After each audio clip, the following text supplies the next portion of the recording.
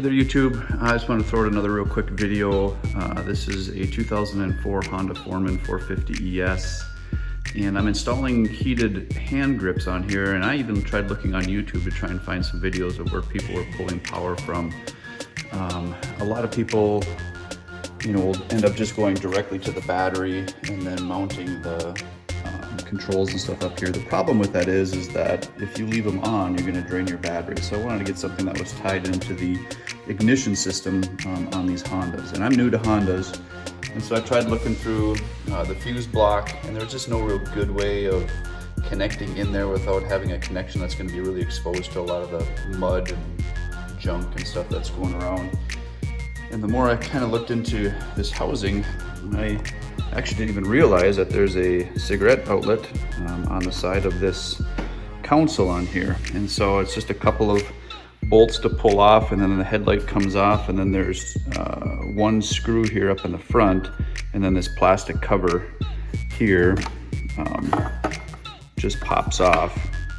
And that gave us access inside to the wiring for this 12-volt socket here. We don't actually even use it, so to be perfectly honest, we could just get rid of it, but I kept it so if for some reason we wanted to be able to plug in a USB charger or something, we could.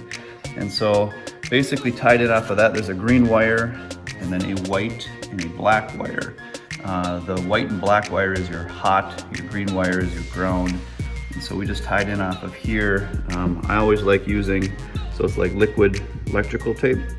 So then after I make that connection, even with the nice connectors that have the gel inside of them, they still tend to corrode and have issues with that. So I try to seal it up as best I can. So I use that electrical goop and just put that on there to try and seal that connection up.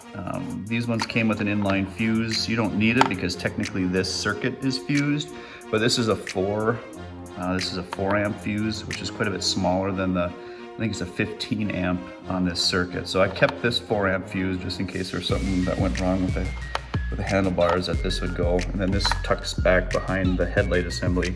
And then for a ground, it was a little tricky. I tried getting a ground off of here. I wasn't able to get a good ground. What I ended up having to do was going down to this bolt down here that connects this assembly to the handlebars here, and I was able to get a good ground off of there.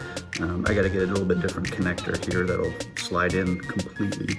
So I'm just kind of testing it out here now, but I just wanted to get the info out if it can help somebody else with trying to find the best way to do that. So the nice thing is that all of the heated grips, wirings, everything will all stay tucked in back on the back side of this section here. So we're not running wires down and back to this area and back up. We're able to just kind of keep everything up in there. So hopefully this helps you out.